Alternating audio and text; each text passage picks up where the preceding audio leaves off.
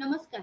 सिंधुजन अकादमीचे माननीय डॉक्टर सुजित शिंदे सरांनी पुरोगामी महाराष्ट्राचे निर्माते असणाऱ्या सयाजीराव महाराजांच्या कार्याचा परिचय करून देण्याच्या उद्देशाने ही व्याख्यानमाला आयोजित केली आहे. याबद्दल मी सर्वप्रथम सुजित शिंदे सरांचे आभार मानते. आदरणीय बाबा भांड सरांनी 10 वर्षाच्या अथक प्रयत्नातून पुरोगामी महाराष्ट्राच्या उभारणीतील सयाजीराव महाराजांचे अपूर्व योगदान जगासमोर आणले. साकेत प्रकाशन व महाराजा सयाजीराव गायकवाड संशोधन आणि प्रशिक्षण संस्था औरंगाबाद यांच्या माध्यमातून सुरू झालेल्या या महाप्रकल्पाला 2017 मध्ये महाराष्ट्र शासनाने बाबा भांड सरांच्या नेतृत्वाखाली महाराजा सयाजीराव गायकवाड चरित्र साधने प्रकाशन समितीच्या माध्यमातून भक्कम पाठबळ दिले. या सर्व एकत्रित प्रयत्नातून आज अखेर 4 वर्षात एकूण 105 संदर्भ ग्रंथांची निर्मिती झाली आहे. आदरणीय बाबा भांड सरांनी आम्हा सयाजी नवअभ्यासकांना या सयाजी शोध प्रवासात सक्रिय सहभागी करून घेत महाराजा सयाजीरावांचे अफाट कार्य समजून घेण्याची संधी दिली, त्याबद्दल मी सरांचे ऋण व्यक्त करते आणि मराठी भाषा साहित्य आणि संस्कृतीसाठी सयाजीरावांचे योगदान या माझ्या विषयास सुरुवात करते. मानवी संस्कृतीचा परिपूर्ण विकास हा राज्यकर्त्यांच्या धोरणावर अवलंबून असतो. महाराजा सयाजीराव गायकवाड यांनी याबाबत केलेले काम हे इतके मूलभूत आहे की या क्षेत्रात इतका संतुलित, चौफेर विचार आणि विकास करणारा प्रशासक जगाच्या इतिहासात फारच अपवादात्मक ठरेल. महाराजांची प्रजा ही गुजराती होती, तर त्यांची मातृसंस्कृती मराठी होती. महाराजांनी गुजराती आणि मराठी या दोन्ही संस्कृतींना संतुलितपणे पाठबळ दिले. विशेष बाब म्हणजे गुजरातमध्ये राहून आपल्या मातृसंस्कृतीच्या विकासासाठी त्यांनी जे कार्य केले त्या कार्याला महाराष्ट्राच्या इतिहासात तोड नाही.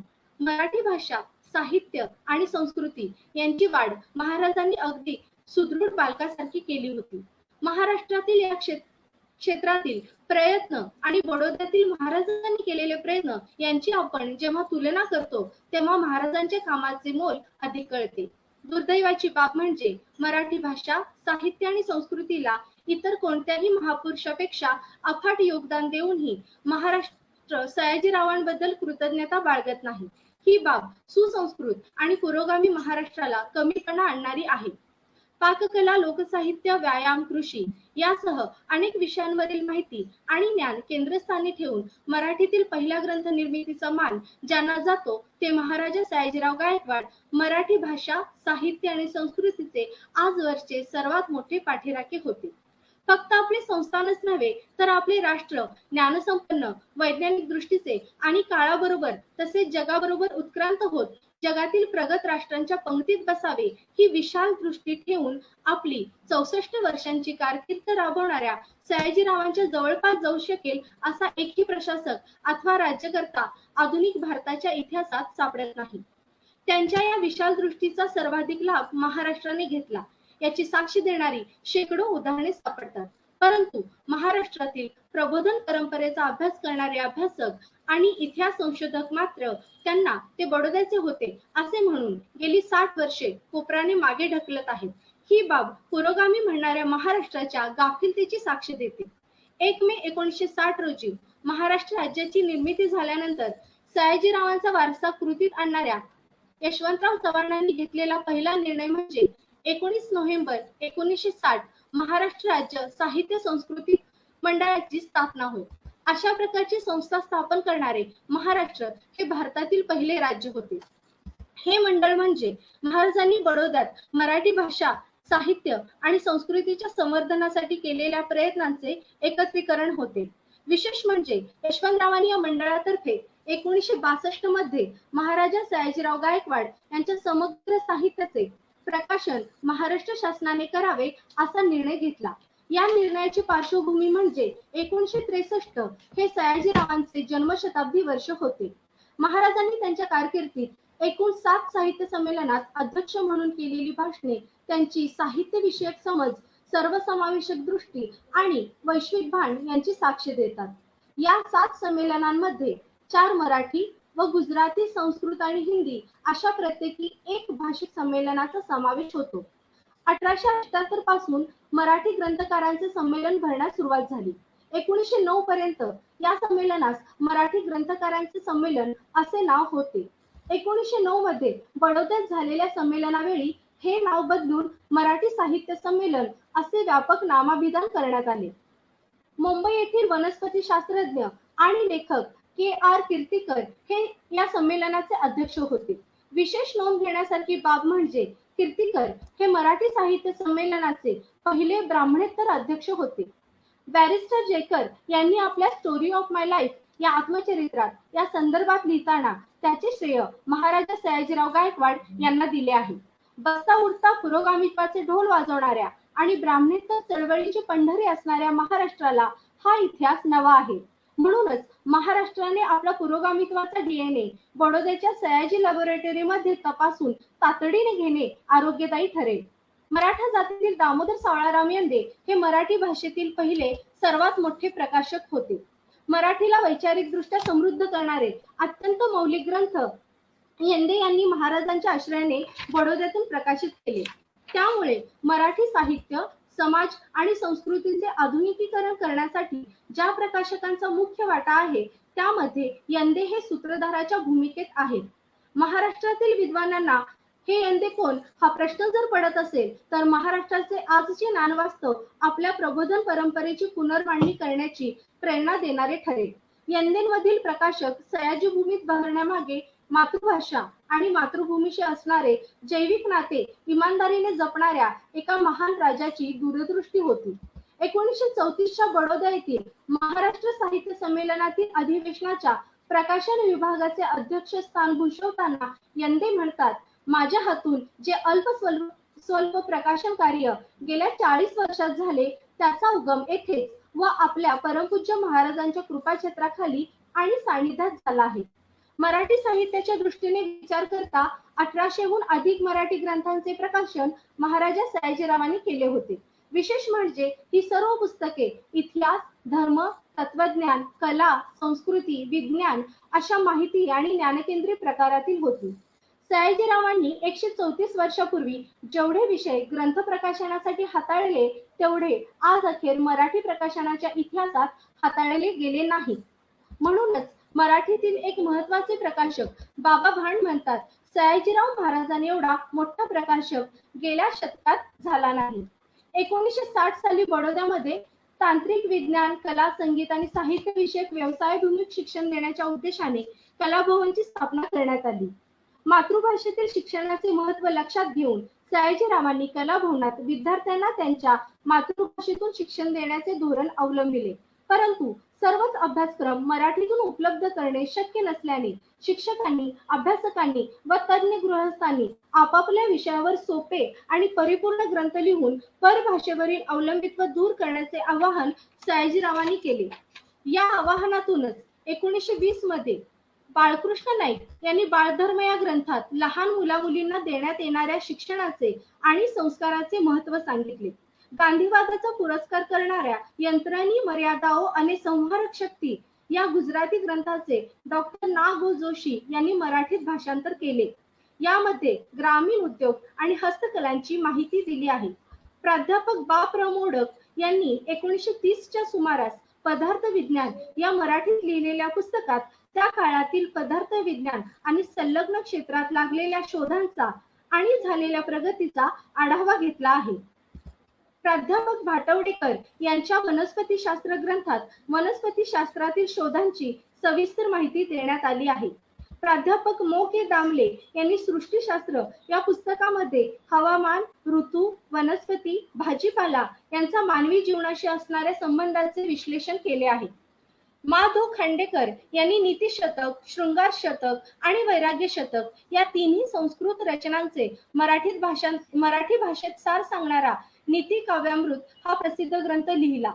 1933 मध्ये नीतिशास्त्र प्रबोधन हा मूळ भारतीय नीतिमत्तेचे आणि भारतावर आक्रमण करीत असलेल्या पाश्चिमात्य नीतिमत्तेचे तुलनात्मक विवेचन करणारा ग्रंथ रचला गेला. गोविंद सखाराम सरदेसाई यांना रियासतकार म्हणून खरी ओळख मिळाली ती सयाजीराव महाराजांमुळे. रियासतकार सरदेसाई महाराजांनी त्यांच्या कार्यासाठी दिलेल्या योगदानाविषयी म्हणतात, महाराजांच्याच प्रोत्साहाने व आश्रयाने मी व माझे कुटुंब थोडे बहुत उन्नतीस लागलो. माझा लेखन व्यवसाय विस्तारला. मी रियासतकार बनलो.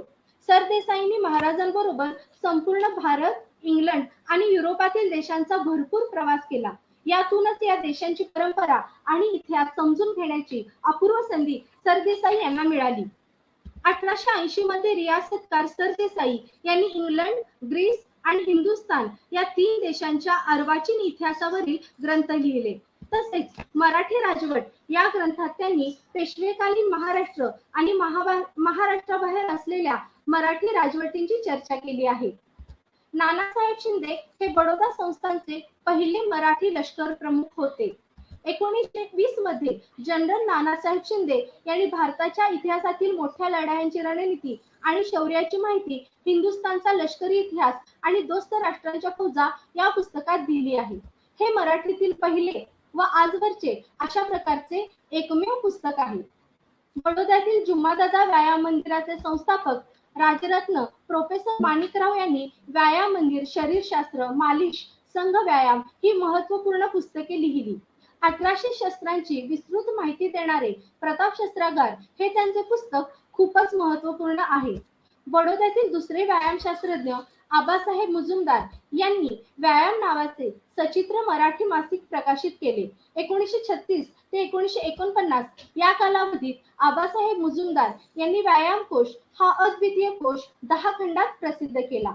हा मराठीतील आणि बहुधा कोणत्याही भारतीय भाषेतील पहिला व्यायामकोश आहे.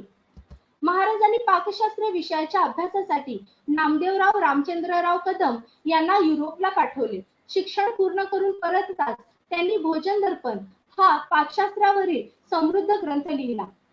बायबलचे हिब्रू भाषेतून लॅटिन भाषेत रूपांतर करणारे संत जेरोम यांना आपण आद्य भाषांतरकार म्हणतो. 1991 पासून 30 सप्टेंबर हा त्यांचा स्मृतिदिन आंतरराष्ट्रीय भाषांतर दिन म्हणून साजरा केला जातो. भारतासारख्या बहुसांस्कृतिक देशात भाषांतराचे महत्त्व जाणणारे महाराजा सयाजीराव गायकवाड यांचे भाषांतर संदर्भातील कार्य लक्षात घेऊन मातृभाषेला ज्ञानभाषा करणाऱ्या या द्रष्टया राजाचे कृतज्ञतापूर्वक स्मरण करणे अनिवार्य ठरते. 1887 पासून इंग्रजी भाषेतील लोकोपयोगी, ज्ञानसंवर्धक आणि माहिती प्रदान ग्रंथाचे भाषांतर करण्याकडे महाराजांनी लक्ष दिले. त्या काळात मराठीमध्ये स्वतंत्र अभ्यास संशोधन करून लेखन करणारे लेखक फारच कमी असल्यामुळे जगातील आधुनिक ज्ञान आपल्या प्रजेला मिळवून देण्याचा एकमेव मार्ग म्हणून महाराज भाषांतराकडे पाहत होते. 1887 मध्ये महाराज जेव्हा आपल्या पहिल्या परदेशवारीवर युरोपला गेले तेव्हा त्यांनी युरोपातून कॅसलचा डिक्शनरी ऑफ कुकरी हा ग्रंथ मराठीत भाषांतर करण्याचे आदेश दिवाणांना दिले. जानेवारी 1889 मध्ये बंधू संपतराव यांना लिहिलेल्या पत्रात सयाजीराव म्हणतात, क्रोके या खेळाच्या पुस्तकाचे मराठी भाषांतर केलेले पुस्तक आपण पाठवली. ते पुस्तक पोहोचले. पुस्तक सुंदर झाले आहे. ते विकले जाईल अशी व्यवस्था करावी. या पुस्तकाचे गुजराती भाषेत पण बालबोध लिपीत भाषांतर करावे. अशाच प्रकारे इतर ग्रंथांची मराठी व गुजराती भाषांतरे करवीत जावी.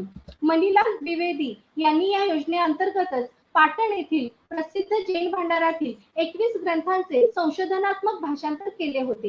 हीच भाषांतर शाखेची पहिली सुरुवात होय. 1893 मध्ये संस्थानांमार्फत विद्वान लेखक नोकरीत ठेवून त्यांच्याकडून ग्रंथ लेखनाचे काम करून घेण्याची व्यवस्था सयाजीराव महाराजांनी केली. 1893 मध्येच भानू गांगनायक यांनी भाषांतरित केलेला पाश्चिमात्य पाकशास्त्र हा पाकशास्त्रावरील 2 खंडातील ग्रंथ प्रकाशित करण्यात आला. याच साली महाराजांनी महाराष्ट्र ग्रंथमालेत सर हेनरी मेन यांच्या विलेज कम्युनिटीज या ग्रंथाचे बोडस यांनी केलेले प्राच्य व पाश्चात्य देशातील ग्रामसंस्था हे मराठी भाषांतर प्रकाशित केले. या पुस्तकाच्या निर्मितीतील महाराजांचा सहभाग अधोरेखित करताना भाषांतरकार बोडस आपल्या प्रस्तावनेत म्हणतात, प्रथम भाषांतर करण्यास प्रेरणा केल्याबद्दल व अखेरपर्यंत अतिशय कळकळ दाखवून अनेक प्रकारचे सहाय्य केल्याबद्दल श्री सयाजीराव महाराजांचे आभार मानले पाहिजेत. महाराज साहेबांनी वेळोवेळी कित्येक महत्वाच्या सूचना केल्या. इतकेच नाही तर प्रस्तावनेपैकी काही भाग छापण्यापूर्वी वाचून पाहण्याची तसदी घेतली. याबद्दल लेखक त्यांचा फार ऋणी आहे. 1897 मध्ये सयाजीरावांनी विल्यम मॉरिसन यांच्या क्राईम अँड इट्स कॉजेस या इंग्रजी ग्रंथाचे गुन्हा आणि त्यांचे कारणे हे रामचंद्र हरी गोखले यांनी केलेले मराठी भाषांतर आपल्या महाराष्ट्र ग्रंथमालेत प्रकाशित केले. तर 1928 मध्ये tribe and caste of Bombay या पुस्तकाचे मराठी भाषांतर गोविंद मंगेश कालेलकर यांच्याकडून करून घेऊन मुंबई इलाख्यातील जाती या नावाने सयाजी साहित्यमालेत प्रकाशित केले. मॅकियावली यांचे द प्रिन्स आणि प्रोफेसर सिली यांचे एक्सपान्शन ऑफ इंग्लंड या पुस्तकांचे मराठीत केलेले भाषांतर सयाजी महाराज ग्रंथमालेत प्रसिद्ध झाले. 1903 च्या हुकुमाद्वारे महाराजांनी भिकाचार्य ऐनापुरे यांच्याकडून प्रायश्चित्त मयूख हा संस्कृत ग्रंथ व त्याचे मराठी भाषांतर या स्वरूपात तयार करून घेऊन प्रकाशित केला. 1887 च्या पहिल्या परदेश प्रवासानंतर महाराजांनी कोणतीही प्रतिक्रिया न देता प्रायश्चित्त घेतले. पुढे त्यांनी आदेश काढून प्रायश्चित्ताची ही प्रथा बंद केली. त्यानंतर प्रायश्चित्ताबाबत धर्मशास्त्र काय म्हणते हे लोकांना कळावे आणि त्यातून लोकांची धर्माबाबत साक्षरता वाढावी म्हणून प्रकाशित केलेला हा प्रायश्चित्त मयूख ग्रंथ म्हणजे महाराजांच्या धर्मसाक्षरता अभियानाचा उत्तम नमुना आहे. 1915 मध्ये गायकवाड ओरिएंटल सिरीज ही संशोधनात्मक प्रकाशनमाला सुरू करण्याचे निश्चित करण्यात आले. 1916 मध्ये राजशेखर कृत काव्यमीमांसा हा या मालेतील पहिला ग्रंथ प्रकाशित झाला. गायकवाड ओरिएंटल सिरीज पाश्चात्य संशोधन पद्धती आणि प्रकाशन संहितेनुसार हस्तलिखितांच्या संशोधित आवृत्त्या प्रकाशित करू लागली. या मालेसाठी पाली भाषेतील बौद्ध धर्मावरील दीघनिकाय ग्रंथाचे मराठी भाषांतर करण्याचे काम चिंतामण वैजनाथ राजवाडे यांनी केले. या संदर्भात 1918 मध्ये लिहिलेल्या पत्रात महाराज म्हणतात, धर्मविषयक आधुनिक विचार तुलनात्मक दृष्टीने भाषांतर रूपाने लोकांपर्यंत आणण्याची सोय जरूर करावी. या पत्रात मांडलेल्या विचारांची अंमलबजावणी महाराजांनी आधीच सुरू केली होती. श्रावण मास दक्षिणेवर होणारा आवाजावी खर्च कमी केल्यामुळे झालेल्या बचतीतून दरवर्षी 10,000 रुपये धर्मशास्त्राच्या पुस्तकांच्या भाषांतरावर खर्च करण्याचे आदेश सयाजीरावांनी दिले. यातूनच दानचंद्रिका, आचार मयूख, नारायण भट्टी प्रयोग, शांकर ब्रह्मसूत्र भाष्य, नीती काव्यामृत, काव्यकल्पकता इत्यादी ग्रंथ प्रकाशित झाले. भाषांमध्ये देवघेव होऊनच प्रत्येक भाषा समृद्ध होते असे महाराजांचे मत होते. यातूनच श्री सयाजी शासन शब्दकल्पतरू हा अष्टभाषी राजव्यवहार कोश प्रसिद्ध झाला. शिवाजी महाराजांनंतर असे काम करणारे सयाजीराव हे पहिलेच प्रशासक होते. 1 सप्टेंबर 1927 रोजी बडोद्यात प्राच्यविद्या संस्थेची स्थापना करण्यात आली. सुरुवातीस ही संस्था बडोदे येथील मध्यवर्ती वाचनालयाचा एक भाग म्हणून कार्यरत होती, पण पुढे तिचा विस्तार होत गेला. 1931 मध्ये शिक्षण खात्यातील भाषांतर विभाग या संस्थेत संलग्न करण्यात आला आणि सामान्य प्रजेला ज्ञानाचा लाभ मिळावा म्हणून उत्तम ग्रंथांचे स्थानिक भाषेत म्हणजेच गुजराती व मराठीत भाषांतर करण्याचे काम सुरू झाले. 1932 अखेर महाराजांनी भाषांतर शाखेसाठी 1.5 लाख रुपये खर्च केले. आजच्या रुपयाच्या मूल्यात ही रक्कम 41 कोटी 25 लाख रुपयेहून अधिक भरते. ज्ञानाच्या लोकशाहीकरणासाठी महाराजांनी केलेल्या या गुंतवणुकीला आधुनिक भारताच्या इतिहासात तोड नाही. 1949 साली ही संस्था महाराजा सयाजीराव गायकवाड विद्यापीठाशी संलग्न करण्यात आली. या संस्थेत हस्तलिखितांचा संग्रह, छापील किंवा प्रकाशित पुस्तके, समीक्षित आवृत्ती विभाग, भाषांतर विभाग असे एकूण 4 विभाग आहेत. या भाषांतर विभागाअंतर्गतच हिंदू धर्मासोबतच जैन, बौद्ध, मुस्लिम, ख्रिश्चन धर्माची पुस्तके मराठी, गुजराती, हिंदी मध्ये भाषांतर करून धर्मांचा तौलनिक अभ्यास करण्यासाठी स्वतंत्र निधी उभारला गेला. यातूनच सयाजी साहित्यमाला, सयाजी बालज्ञानमाला इत्यादी ग्रंथमाला सुरू करण्यात आल्या. भाषांतरासाठी ग्रंथ निवडताना पाली भाषेतील ग्रंथांना प्रथम प्राधान्य द्यावे अशी स्पष्ट सूचना सयाजीराव महाराजांनी दामोदर सावळाराम यंदे यांना केली होती. महाराजा सयाजीरावांनी साहित्य प्रकाशनाच्या कार्याकरिता 2 लाख रुपयाचा स्वतंत्र निधी बाजूला काढून त्या रकमेच्या व्याजातून ग्रंथ प्रकाशनाचे कार्य अव्याहत चालू ठेवले. आजच्या रुपयाच्या मूल्यात ही रक्कम 70 कोटीहून अधिक भरते. तेव्हापासून भाषांतर शाखा नियमितपणे काम करू लागली व तिच्या मार्फत श्री सयाजी साहित्यमालेतून विविध विषयांवर पुस्तके प्रसिद्ध होऊ लागली. श्री सयाजी साहित्यमालेत 376 हून अधिक पुस्तके प्रकाशित झाली आहेत. महाराजांनी श्री सयाजी ज्ञानमंजुषा, श्री सयाजी लघुमंजुषा या शास्त्रीय विषयांवरील ग्रंथमाला सुरू केल्या. जुने खेळ नामशेष होऊ नयेत व पाश्चात्य खेळांची माहिती जनतेला मिळावी यासाठी क्रीडा ग्रंथमाला सुरू करण्यात आली. या ग्रंथमालेत कालेलकर लिखित मराठी खेळांचे पुस्तक हा महत्वपूर्ण ग्रंथ प्रकाशित झाला. महाराजांनी कालेलकर यांना तुलनात्मक भाषाशास्त्राच्या अभ्यासासाठी पॅरिसला देखील पाठवले. आर. ए. एन्थोवेन यांच्या द फोकलोर ऑफ बॉम्बे या ग्रंथाचा गोविंद मंगेश कालेलकर यांनी केलेला लौकिक दंतकथा हा मराठी अनुवाद सयाजी साहित्यमालेत 1934 मध्ये प्रकाशित करण्यात आला.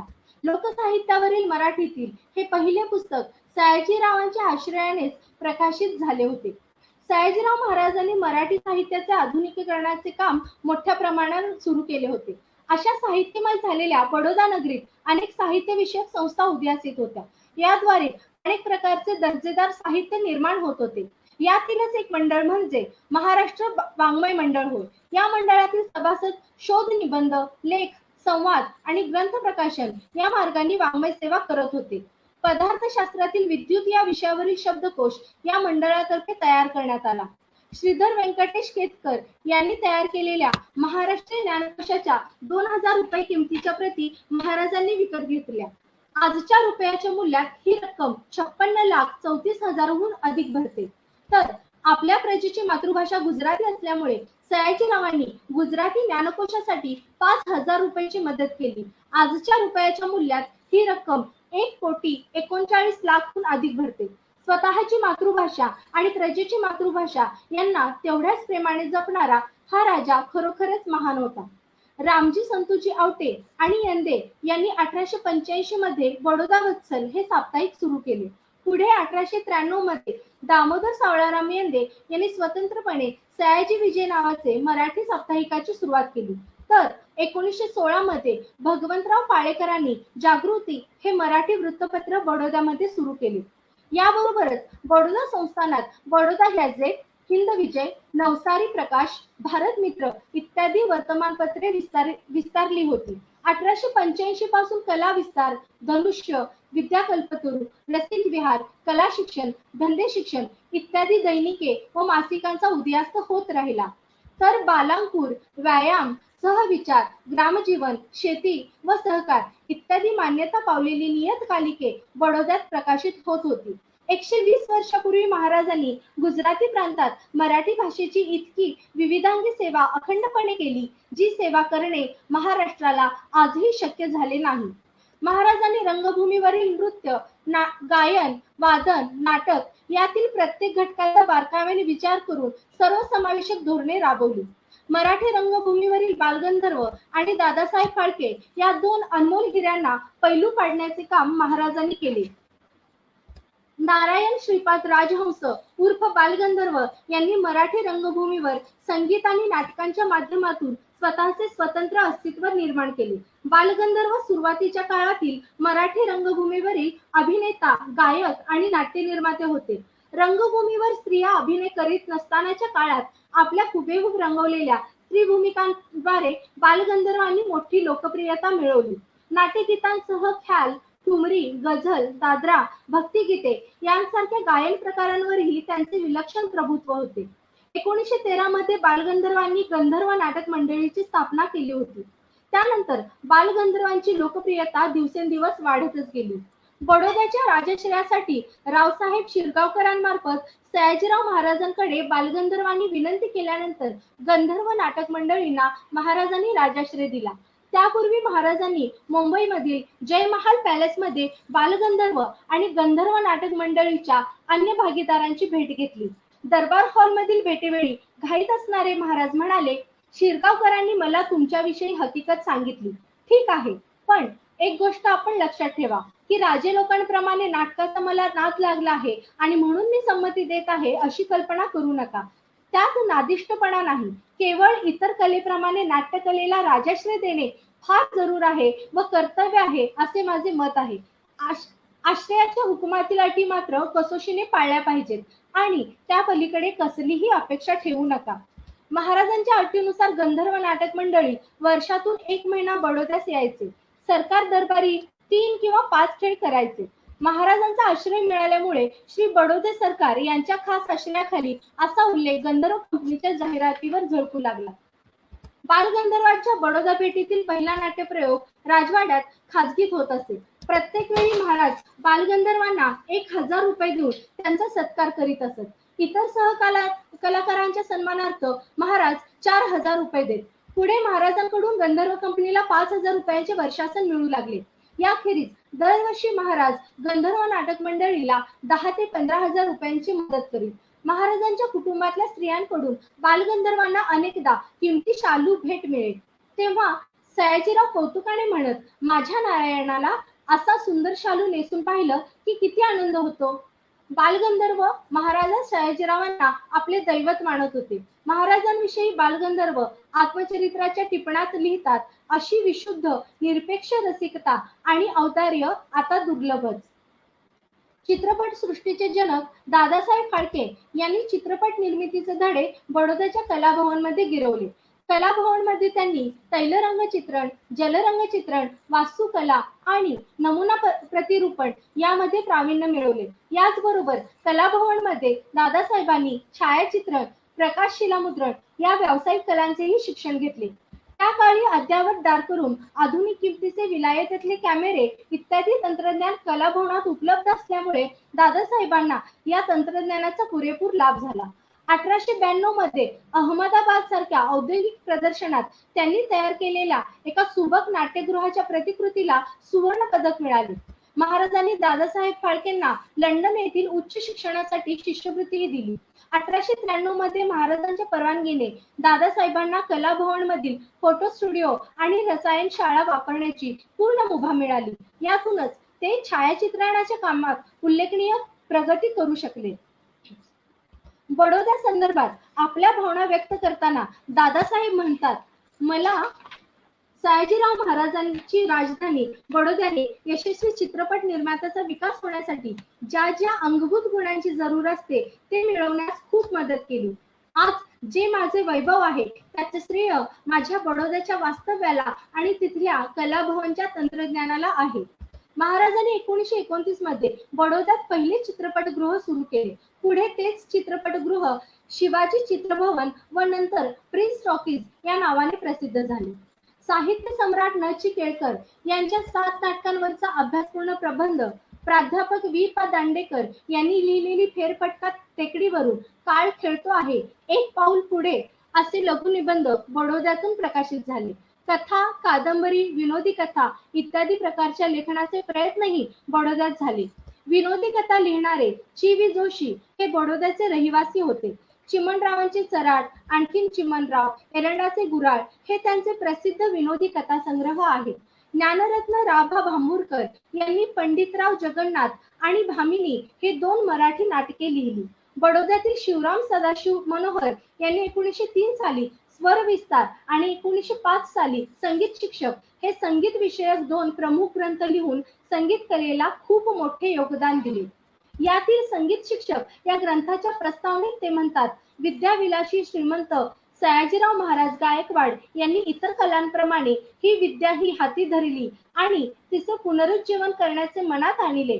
माझ्या सुदैवाने मी बडोदे संस्थानात असल्यामुळे मजला थोड्या बहुत अंशाने ही विद्या प्राप्त झाली. विष्णू नारायण भातखंडे हे हिंदुस्थानी संगीताचे संशोधक, संगीतकार आणि प्रख्यात गायक होते. त्यांनी हिंदुस्थानी शास्त्रीय संगीताच्या वर्गीकरणाची थाट पद्धत विकसित केली होती. भातखंडेंनी तयार केलेली स्वरलेखन पद्धत महाराजांनी बडोद्यातील गायन शाळांमध्ये शिकवण्याची व्यवस्था केली. त्याचबरोबर महाराजांनी भातखंडे यांच्याकडून प्राचीन भारतातील गायनशास्त्रावर आधारित ग्रंथांचे लेखन करून ते बडोदा सरकारतर्फे प्रकाशितही केले. यातील संस्कृत लक्ष संगीत या ग्रंथात प्रचलित हिंदुस्थानी संगीतातील रागांची संपूर्ण माहिती देऊन त्याबद्दल चर्चा केली आहे.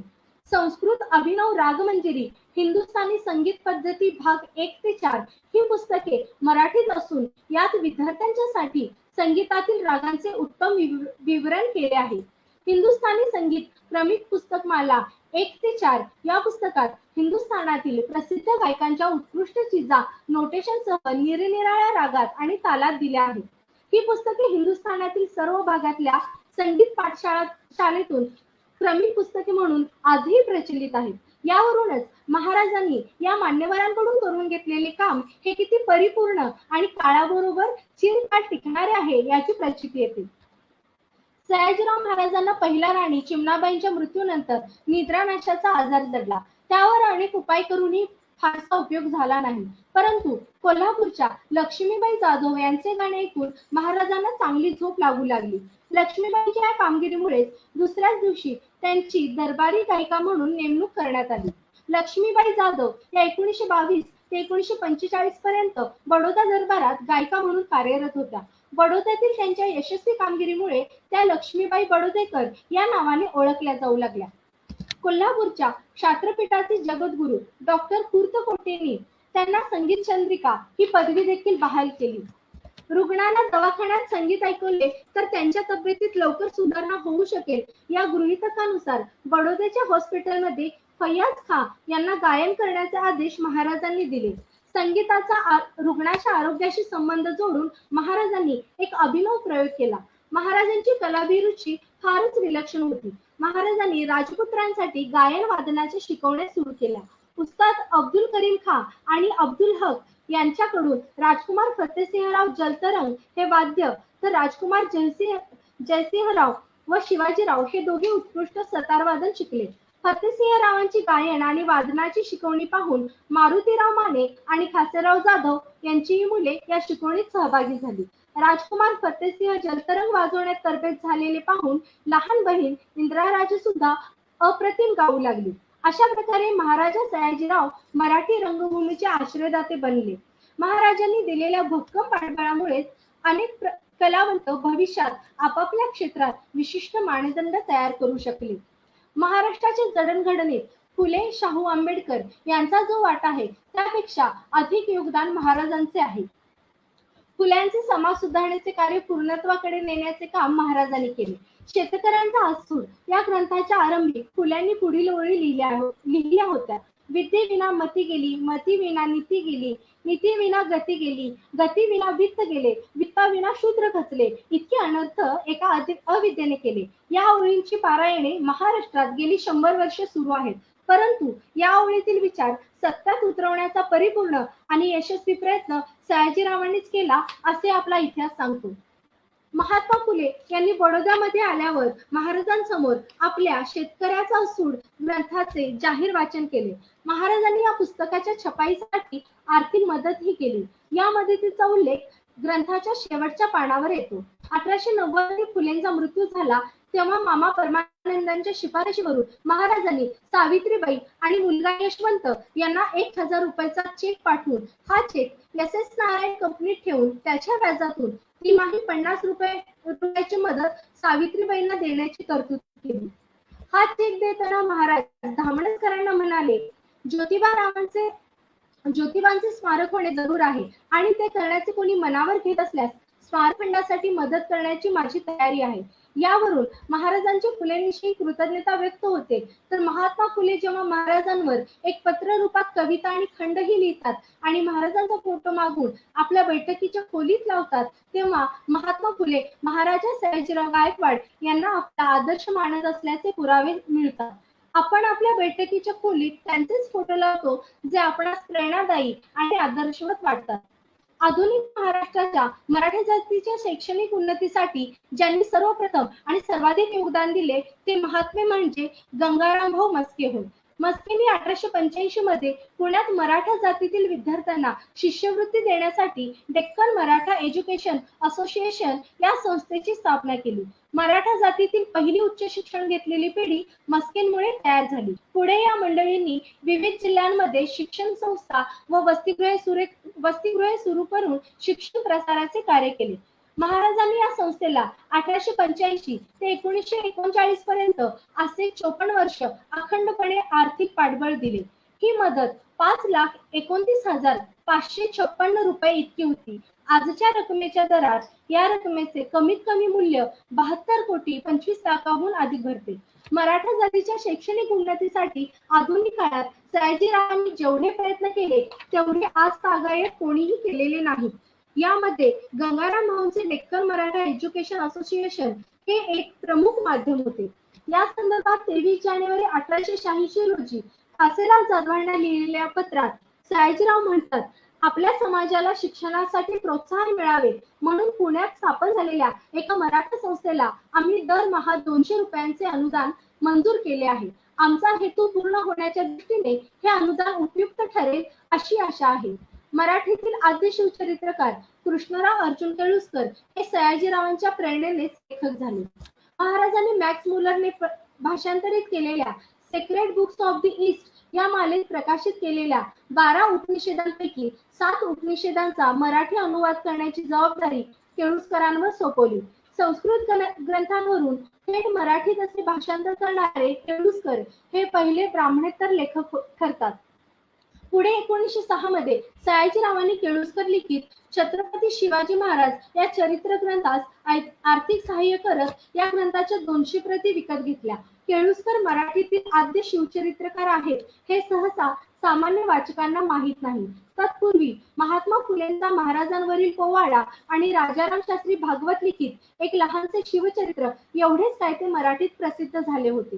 केळुस्कर लिखित छत्रपती शिवाजी महाराज हे शिवचरित्र त्यांच्या प्रकांड जिज्ञासेचे साक्षेपी संशोधनाचे मूर्तिमंत प्रतीक होते. हे चरित्र आधी हिंदी व गुजराती भाषेत अनुवादित होऊन प्रसिद्ध झाले. इंग्रजी आवृत्तीच्या माध्यमातून शिवरायांना जगभर पसरवण्याचा त्यांनी ध्यास घेतला. तत्पूर्वी केळुस्करांनी फ्रान्सचा जुना इतिहास, ग्रीक तत्वज्ञ सेनेका व इपिक्टेटस यांची बोधवचने हे प्रसिद्ध ग्रंथ तर लिहिले होतेच, पण त्याचबरोबर गौतम बुद्ध आणि तुकाराम महाराजांचे विस्तृत चरित्रही लिहिले होते. अस्पृश्य घराचे कार्य जीवनध्येय म्हणून अंगीकारणारे विठ्ठलरामजी शिंदेंना BA आणि LLB शिक्षणासाठी महाराजांनी एकूण 5 वर्ष 1500 रुपयाची शिष्यवृत्ती दिली. पुढे 1901 मध्ये ऑक्सफर्ड विद्यापीठात धर्माच्या तुलनात्मक अभ्यासासाठी 1500 रुपये प्रवास खर्चही दिला. 1907 मध्ये सयाजीरावांनी विठ्ठलरामजी शिंदे यांचे अस्पृश्यदार या विषयावर बडोद्याच्या ज्ञान मंदिराच्या दिवाणखान्यात एक व्याख्यान करविले. पुढे हेच व्याख्यान बहिष्कृत भारत या स्वतंत्र पुस्तक रूपाने प्रसिद्ध केले. या पुस्तकाच्या 1000 प्रती सयाजीरावांनी विकत घेऊन बडोदा संस्थानात वाटल्या. 1909 मध्ये सयाजीरावांनी दी प्रेस ट्रान्समिशनच्या विद्यार्थ्यांच्यासाठी दमाजीराव गायकवाड स्कॉलरशिप फंड रूपाने शिष्यवृत्ती म्हणून 2000 रुपयांची मदत केली. विठ्ठलरामजी शिंदे यांनी केतकरांच्या मराठी ज्ञानकोशासाठी 1923 मध्ये लिहिलेली अस्पृश्यता निवारण्याचा भारतीय इतिहास नोंद हे त्यांचे अत्यंत महत्वाचे लेखन आहे.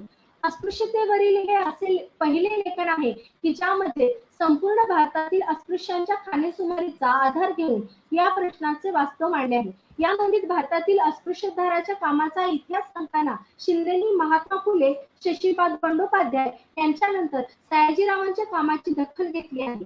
ही दखल घेत असताना त्यांनी सयाजीरावांच्या कार्याची परिणामकारकता विचारात घेऊन म्हटले आहे, त्यामुळे कार्याच्या प्रमाणाच्या व सिद्धाच्या दृष्टीने पाहताना वरील दोघांपेक्षा महाराजांचे काम इतके विस्तीर्ण व परिणामकारक झाले आहे की या तिघांच्या कार्याची तुलना करणे व्यर्थ आहे. सयाजीराव महाराजांनी शिंदेच्या वैचारिक आणि सामाजिक कार्याला सातत्याने खंबीर पाठबळ दिले. विठ्ठलरामजी शिंदे यांनी 1918 मध्ये मुंबई येथे भरवलेल्या दुसऱ्या अखिल भारतीय अस्पृश्यता निवारण परिषदेचे अध्यक्ष सयाजीराव होते. या परिषदेत भारतातील पहिला अस्पृश्यता निवारण ठराव मांडला गेला. या ठरावावर उपस्थित मान्यवरांपैकी 100हून अधिक लोकांनी सह्या केल्या. यामध्ये पहिली सही करणारी व्यक्ती सयाजीराव गायकवाड होते. शाहू महाराज आणि सयाजीराव यांचे संवादी नाते अभ्यासत असताना अनेक सुखद धक्के बसतात. या दोघांमधील पुरोगामी संवाद हा 1900च्या कोल्हापुरातील वेदोक्तापासून ते 1922 मध्ये शाहूंच्या निधनापर्यंत होता. कोल्हापुरात वेदोक्ताचा संघर्ष टोकाला गेला तेव्हा शाहू महाराजांनी हे प्रकरण हाताळण्यासाठी सयाजीरावांची मदत घेतली. कोल्हापूरच्या राजाराम कॉलेजला मुंबई विद्यापीठाचे कायमस्वरूपी संलग्नीकरण मिळण्यासाठी शाहूंनी सयाजीरावांकडे मदत मागितली. सयाजीरावांचे विश्वासू सहकारी खासेराव जाधवांना छत्रपती शाहू गुरुस्थानी मानत होते. खासेराव हे सयाजीरावांचे नातेवाईक आणि विश्वासू अधिकारी होते. सयाजीराव आणि शाहू महाराज यांना जोडणारा दुवा अशीच खासेराव जाधवांची भूमिका होती. शाहूंनी महाराजांशी पत्रव्यवहार करून बडोद्याच्या विविध कायद्यांची मागणी केल्याचे पुरावे सापडतात. बडोद्याचा प्राथमिक शिक्षण कायदा शाहूंनी जसाचा तसा कोल्हापुरात राबवला. तर राजर्षी शाहूंनी सयाजीरावांकडे जमीन सुधारणा कायद्याच्या पुस्तकांची देखील मागणी केली होती. तसेच बडोद्यातील शिक्षण खात्यातील पंडित आत्माराम हे बडोद्याच्या सेवेतून कोल्हापुरातील शैक्षणिक काम पाहण्यासाठी हवे असल्याचे पत्र शाहूंनी सयाजीरावांना लिहिले होते. सयाजीरावांचा आर्थिक पाठबळ मिळालेल्या डेक्कन मराठा एज्युकेशन असोसिएशनच्या शिष्यवृत्तीवर शिकलेल्या 32 व्यक्ती कोल्हापुरात महत्वाच्या पदांवर कार्यरत होत्या. असे असंख्य पुरावे विचारात घेता असे दिसते की शाहू महाराजांच्या कार्याला बडोदा आणि सयाजीरावांकडून मिळालेली प्रेरणा, मार्गदर्शन, नैतिक पाठबळ आणि सहकार्य हे वादळातील दीपस्तंभाप्रमाणे मार्गदर्शन करणारे ठरले आहे. डॉक्टर आंबेडकरांच्या भीमराव ते बाबासाहेब या प्रवासातील खरे वाटाडे सयाजीराव महाराजच होते. महाराजांनी बाबासाहेबांना पदवी शिक्षणासाठी 5 वर्षांसाठी दरमहा 25 रुपये शिष्यवृत्ती मंजूर केली. तसेच अमेरिकेस उच्च शिक्षणासाठी पाठवले. 1908 ते 1917 अशी सलग 9 वर्षे संपूर्ण शिक्षणासाठी आर्थिक सहाय्यही केले. 1931 साली दुसऱ्या गोलमेज परिषदेवेळी महाराजांनी आंबेडकरांना अस्पृश्य उद्धाराच्या कार्यासाठी 150 पौंडांची आर्थिक मदतही केली. बाबासाहेबांना वेळोवेळी महाराजांनी केलेली ही आर्थिक मदत आजच्या रुपयाच्या मूल्यात 4,94,23,839 रुपये इतकी भरते. घटना समितीचे सदस्य म्हणून काम करत असताना बाबासाहेबांसमोर बडोद्यातील कायद्यांचा आदर्श होता. जगातील एकमेव अशा पुरोहित कायद्याचा तसेच हिंदू कोड बिलाचा उपयोग घटना निर्मितीवेळी बाबासाहेबांकडून करण्यात आला. सयाजीरावांच्या या कायद्यांनी भारतीय राज्यघटनेस नक्कीच ऊर्जा पुरवली. 1939 मध्ये महाराजांच्या मृत्यूनंतर जनता या वृत्तपत्रातील मृत्यूलेखात आंबेडकर लिहितात, सयाजीराव महाराजांच्या निधनाने माझी वैयक्तिक फार मोठी हानी झाली आहे. त्यांचे उपकार मी केव्हाही विसरणार नाही.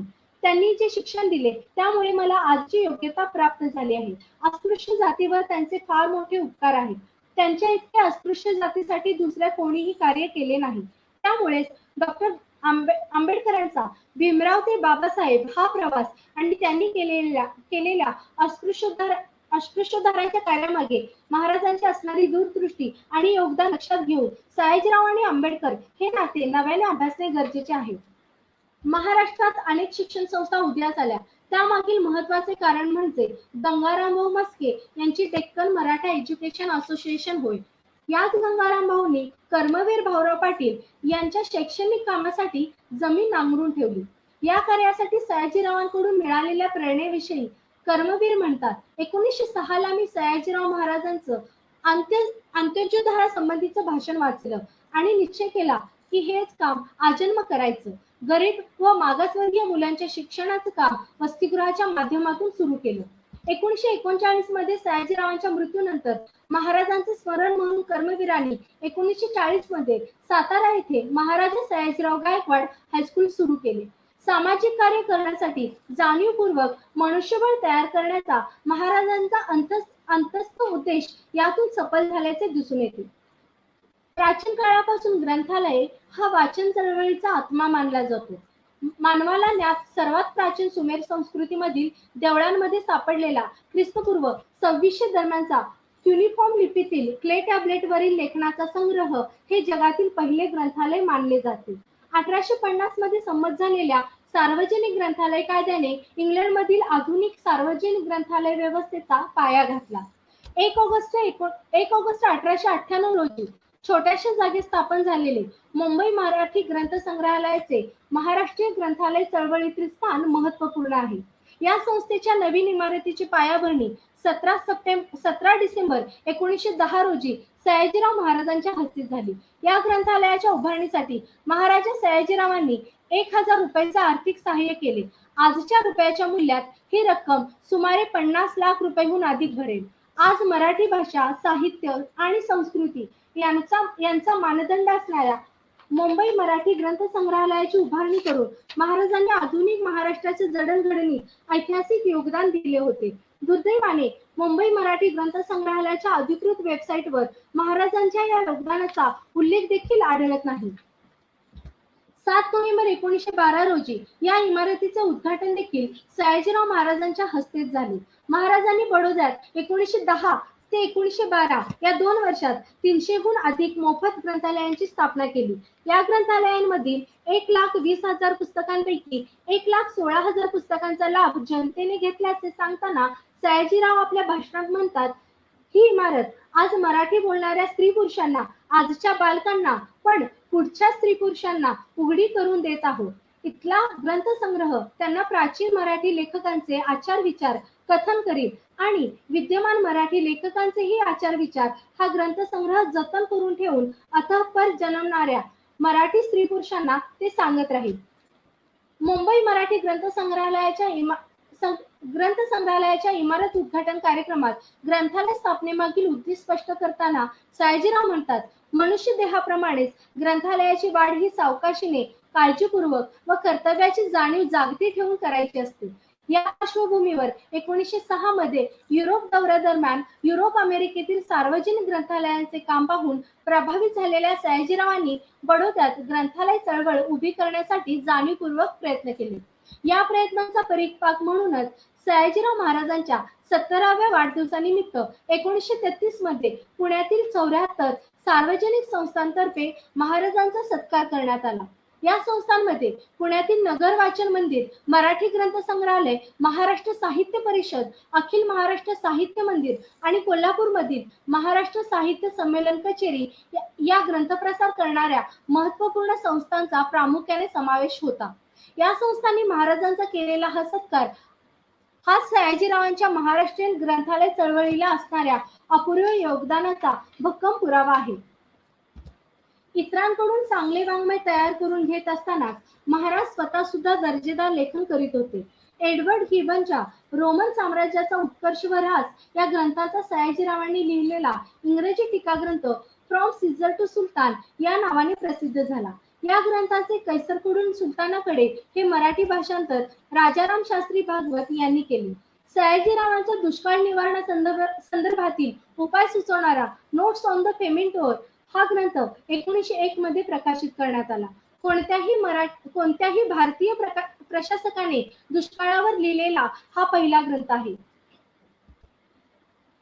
अनेक साहित्य संमेलने, वार्षिक समारंभ, सहविचारणी सभेचे समारंभ, सार्वजनिक व्याख्यानमाला यामध्ये स्वतः भाग घेऊन महाराजांनी साहित्य क्षेत्राला उत्तेजन दिले. महाराजांनी निरनिराळ्या भाषांची साहित्य संमेलने बडोद्यात भरवून भाषा आणि साहित्य यांच्या उत्कर्षाला भरीव हातभार देखील लावला. कोल्हापूरच्या साहित्य संमेलनाचे अध्यक्षपद स्वीकारल्यानंतर संधिवाताचा त्रास वाढल्यामुळे महाराज या संमेलनास उपस्थित राहू शकले नाही. परंतु त्यावेळचे बडोद्याचे हुजूर कामदार R.S. माने पाटील यांनी महाराजांच्या वतीने संमेलनास उपस्थित राहून महाराजांचे भाषण वाचून दाखवले. महाराजांच्या या भाषणाचे उपस्थित साहित्यिक आणि महाराष्ट्रातील वर्तमानपत्रांनी खूप कौतुक केले होते. महाराजांचे हे भाषण 10 पानांचे होते. या भाषणाच्या सुरुवातीलाच महाराज सांगतात, मी मराठी, गुजराती, हिंदी भाषेतील सर्व प्रकारच्या वाङ्मयाच्या वाढीसाठी गेली 50 वर्ष मदत करत आहे. या वाङ्मयांच्या वाढी का खुरडतात याचा अभ्यास करण्यात मी दीर्घकाळ घालविला आहे. आज महाराजांचे हे विचार वाचताना आपण थक्क होतो, कारण साहित्याच्या उत्कर्षासाठी राज्यकर्त्याने हातभार लावणे हे एक वेळ आपण समजू शकतो, परंतु या आज वाङ्मयाची वाढ का होत नाही याचा विचार जेव्हा सयाजीराव करतात तेव्हा ही बाब आजही साहित्य क्षेत्रातील धुरीणांना आत्मटीकेकडे घेऊन जाते. 1932 साली कोल्हापूर येथील साहित्य संमेलनात आपल्या अध्यक्षीय भाषणाच्या समारोपात मराठी लेखकांना महाराज 6 सूचना करतात. त्या पुढील प्रमाणे: 1. राष्ट्रीय ऐक्य निर्माण करणारे साहित्य निर्माण करा. 2. जगातील सर्व ज्ञानशाखातील महान लेखकांची पुस्तके मराठीत अनुवादित करा. 3. विद्यापीठात जाण्याचे भाग्य न लाभलेल्या लोकांना ज्ञानमार्गी करण्यासाठी सर्व ज्ञानशाखात इंग्रजी विश्वकोश मराठीत अनुवादित करा. 4. बहुजनांच्या लोकभाषेत लेखन करा. 5. जुने चांगले जतन करण्यासाठी नव्या बरोबर जुन्या उत्तम ग्रंथाच्या आवृत्त्या काढा. 6. ज्या पुस्तकाने विचारात क्रांती घडेल अशी जगभरातील पुस्तके स्वभाषेत भाषांतरित करा. साहित्य क्षेत्रातील महाराजांनी काय योगदान दिले याबद्दल या भाषणात महाराज पुढे म्हणतात, मी स्वतः वाङ्मयाच्या कार्यासाठी काय काय झीज सोसली आहे तिची माहिती सांगणे हे आत्मप्रशंसेसारखे दिसेल, परंतु माझे अनुकरण करू इच्छिणाऱ्यास मार्ग दाखवावा आणि माझे चुकत असल्यास योग्य तो सल्ला आपण द्यावा या हेतूने स्वतःविषयी 2 शब्द सांगण्याची मी परवानगी घेतो. सक्तीचे प्राथमिक शिक्षण देणे व ते लोकांनी विसरून जाऊ नये म्हणून ग्राम पुस्तकालयांची स्थापना करणे हे माझे प्रथम प्रयत्न झाले. राष्ट्रकथामाला, ज्ञानमंजुषा, महाराष्ट्र ग्रंथमाला वगैरे पुस्तकमाला काढण्यात सुमारे 2.5 लक्ष रुपये खर्च झाल्यावर सन 1912 साली 2 लाखांचे निधी वेगळा ठेवून त्याच्या व्याजातून ग्रंथ प्रकाशनाची व्यवस्था मी केली. त्याचप्रमाणे शुद्ध अभिजात ग्रंथ कचरीच्या भक्षस्थानी पडून नष्ट होऊ नयेत म्हणून प्राच्य ग्रंथमाला तसेच सयाजीराव छात्रवृत्त्या, नाटक मंडळीस नेमणुका, राजकवीची नेमणूक, गुजराती व मराठी पुस्तकांचे उल्लेखालय, कॉलेजात अध्यापक वृत्ती वगैरे अनेक मार्गांनी बडोदे राज्याची लोकभाषा असलेल्या गुजरातीप्रमाणेच मराठी भाषेच्या व मराठी वाङ्मयाच्या अभ्यासाची साधने मी निर्माण केली आहेत. या भाषणाचा शेवट करत असतानाच महाराजांनी दिलेला इशारा आजही तितकाच समकालीन आहे. महाराज म्हणतात, लेखक वर्गाने समाजाच्या विस्तृत जीवनाशी एकरूप होऊन लोकात आपल्या कृतीविषयी आपलेपणा व ममत्व उत्पन्न केले पाहिजे. हे कसे साध्य करावयाचे याची चर्चा या संमेलनात करावयाची आहे. म्हणूनच तुकाराम बुवांच्या प्रासादिक शब्दात या भाषणाचा शेवट करीतो. एकमेका सहाय्य करू, अवघे धरू सुपंथ. या भाषणात विविध प्रांतातील साहित्याचे इतर भाषांमध्ये भाषांतर करण्याची महाराजांनी सूचना केली. लोकांनी आपल्या साहित्याची इतर प्रांतातील साहित्याशी तुलना करून आपण आणि आपले साहित्य नेमके कुठे आहे हे समजून घ्यावे अशी भूमिका सयाजीरावांनी मांडली. स्वातंत्र्यानंतर 12 मार्च 1954 रोजी भारतात स्थापन झालेल्या भारतीय साहित्य अकादमी या महत्वाच्या आणि 17 भारतीय भाषेत साहित्य प्रकाशित करणाऱ्या संस्थेची बीजे या भाषणात आपणाला सापडतात. यावरून भारतीय साहित्य अकादमी स्थापन होण्याआधी 22 वर्ष महाराजांनी केलेले चिंतन आणि मांडलेली भूमिका किती द्रष्टी होती हे वेगळे सांगण्याची गरज नाही. महाराजांनी कोल्हापूर साहित्य संमेलनाच्या अध्यक्षस्थानावरून केलेल्या भाषणात 13व्या शतकापासून 18व्या शतकापर्यंतच्या मराठी साहित्याचा आढावा एखाद्या संशोधकाला लाजवेल एवढ्या अभ्यासपूर्ण पद्धतीने घेतला आहे. तुकारामांचे अभंग संगतवार लावून प्रसिद्ध केल्यास तो एक जागतिक महत्वाचा अपूर्व ग्रंथ होईल असे जेव्हा महाराज सांगतात तेव्हा तुकारामाच्या तत्वज्ञानाच्या वैश्विक मूल्याचे महाराजांचे भान किती प्रगल्भ होते याचा पुरावा मिळतो. संत तुकाराम ही महाराजांची प्रेरणा होती याचा उत्तम पुरावा म्हणजे 1899च्या बडोद्यातील दुष्काळ दौऱ्यात सयाजीराव सोबत तुकारामांची गाथा घेऊन फिरत होते. याच भाषणात पुढे लोकहितवादी आणि महात्मा फुले यांच्या समतावादी साहित्याचा गौरव ते करतात. 13व्या शतकापासून 18व्या शतकापर्यंतच्या कालखंडाचे 4 टप्प्यात वर्गीकरण करून ब्रिटिश काळात आपल्या साहित्याची पूर्वीची एकांकी व खूप मंडूक वृत्ती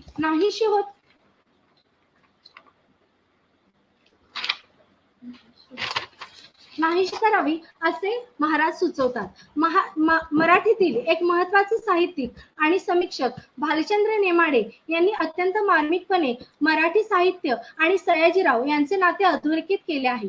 नेमाडे म्हणतात, आपली भाषा ज्ञानाच्या बाबतीत आत्मनिर्भर असावी असे सर्वांनाच वाटते, परंतु यासाठी सत्तेवरच्या लोकांना आणि विद्याक्षेत्रातल्या लोकांना सतत कष्ट उपसावे लागतात. विद्याक्षेत्रातल्या सुखवस्तू होऊन आळशी बनलेल्या लोकांना ज्ञानग्रंथ निर्माण करण्याच्या मेहनती कामाला लावणे किती कठीण असते हे सयाजीरावांनी हा सर्व प्रयोग यशस्वी करून शेकडो ग्रंथ मराठीत निर्माण केले आहेत. मातृभाषेचा एवढा जिव्हाळा त्यांच्यानंतर सत्तेवरच्या दुसऱ्या कोणी मराठी माणसाने दाखवलेला नाही. मराठी भाषेचे शिवाजी ही उपाधी विष्णुशास्त्री चिपळूणकर यांना मोठ्या अभिमानाने जेव्हा आपण लावतो तेव्हा एक गोष्ट मात्र लक्षात घ्यावी की चिपळूणकरांनी संस्कृत प्रचूर मराठी भाषेचा आग्रह धरला होता. त्यांचा हा आग्रह ब्राह्मणांचे वर्चस्व आणि बहुजनांचे दुय्यमत्व अधोरेखित करणारा होता. शिवाजी महाराजांच्या सर्वसमावेशकतेला सुद्धा तो उभा छेद देणारा होता. एक प्रकारे शिवाजी महाराजांच्या सर्वसमावेशकतेला कमीपणा आणणारा होता. म्हणूनच सयाजीरावांचे या क्षेत्रातील वरील कार्य विचारात घेता ही उपाधी चिपळूणकरांपेक्षा सयाजीरावांना लावणे जास्त प्रामाणिकपणाचे ठरेल. धन्यवाद.